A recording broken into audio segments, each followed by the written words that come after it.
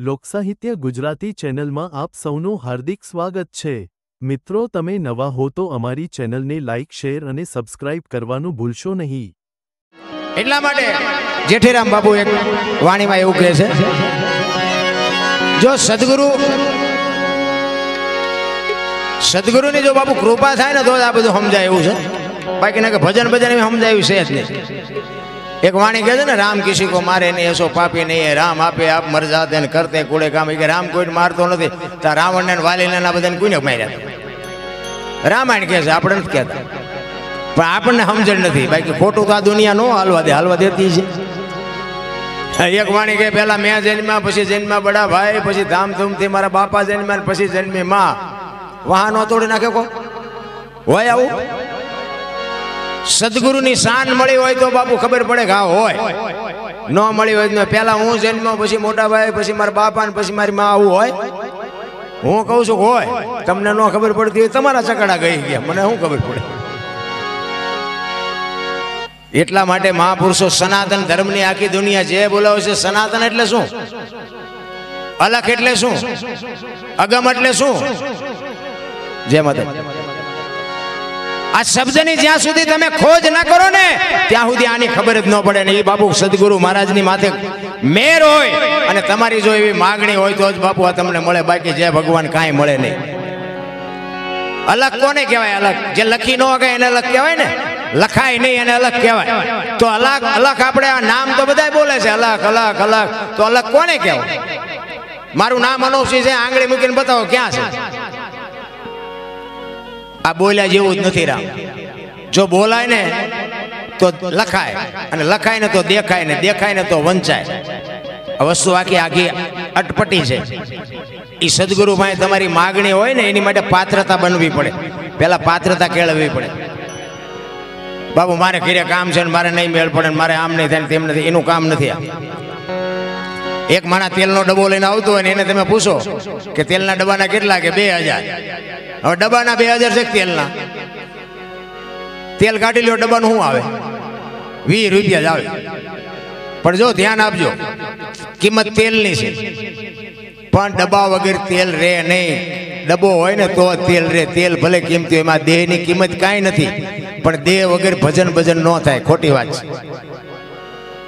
અને તેલ ગમે એનું હોય ને, કપાસિયા તેલ હોય, સિંગ તેલ હોય, પામોલીન હોય, એ તેલ ઉપર ન લખાય, લખવું પડે ડબ્બા ઉપર। અને તેલ ઉપર જો લખાતું હોત ને તો અલખની કોઈ કિંમત ન રહે। એની બાપુ એની માથે લખાતું નથી, એને અલખ કહેવાય। સવારામ બાબા એટલે કીધું, તમારા ઠામમાં તમારું નામ છે ને તમારા નામમાં તમારું ઠામ છે। આમાં મગજમાં ઉતરે કાંઈ?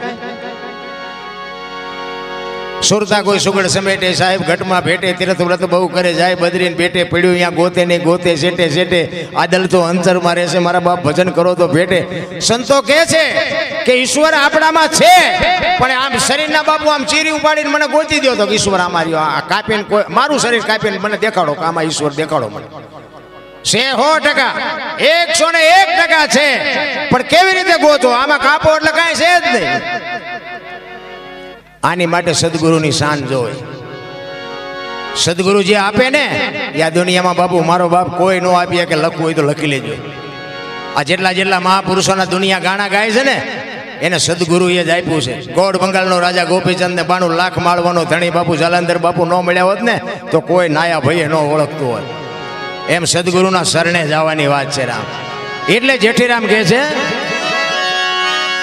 એ જી અમારા અવગુણ હમો નવજો રે,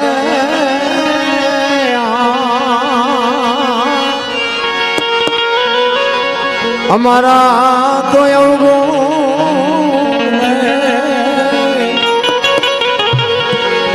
ગુરુજીના ગુણ તો ઘણા।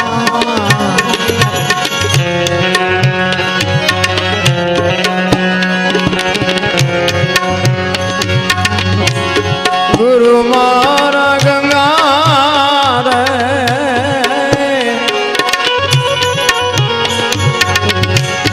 ગુરુ મારા ગોમતી,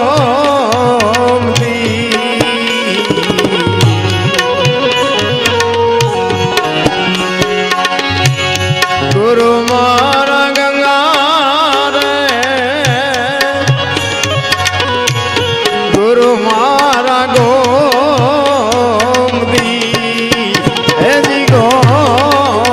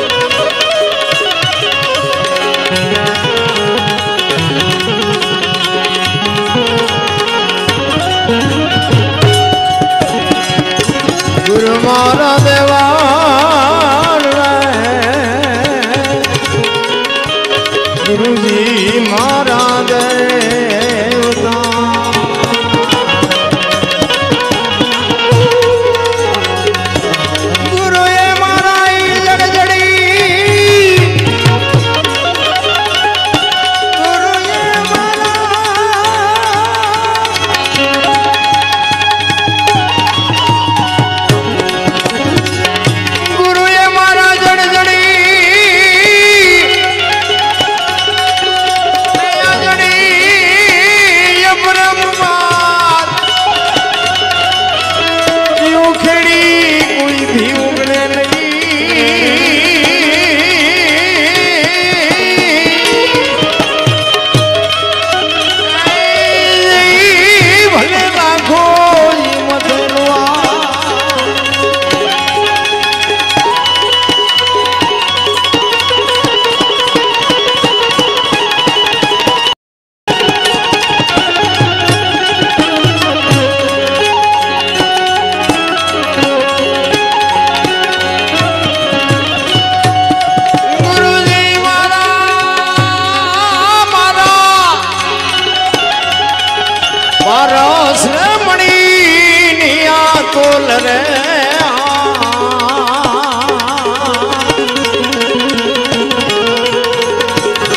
અમારા તો એવું કોણ રે ગુરુજી ઘણા ગુણ તો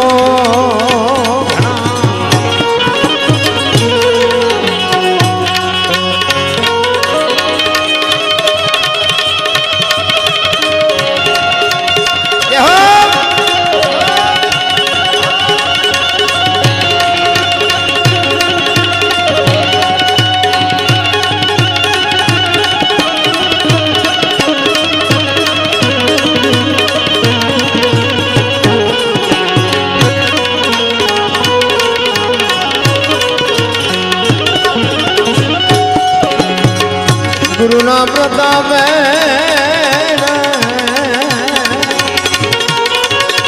જેઠી રામ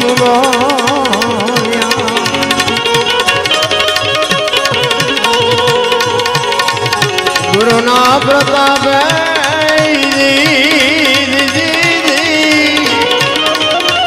જેઠી રામ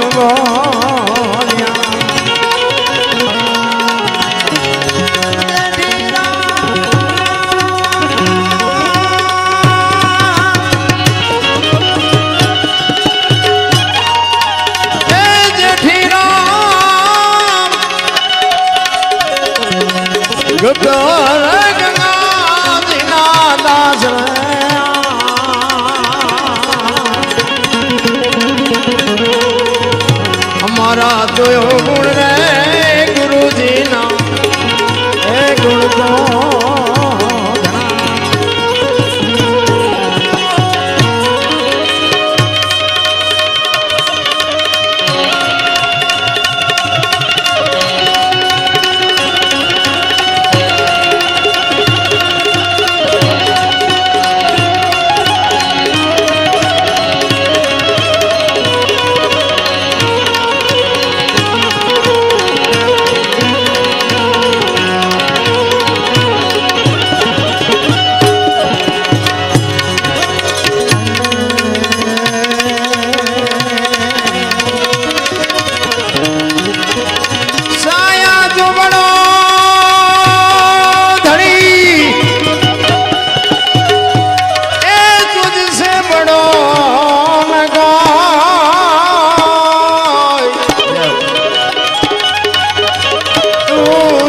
सिर तरक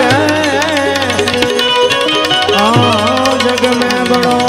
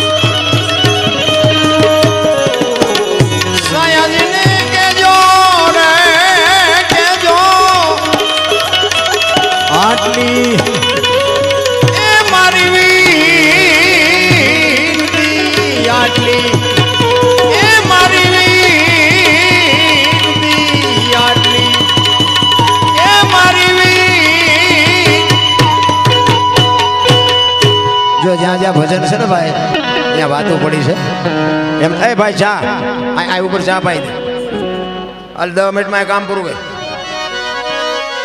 જ્યાં જ્યાં ભજન થયા છે ને બાપુ ત્યાં વાતો પડી છે.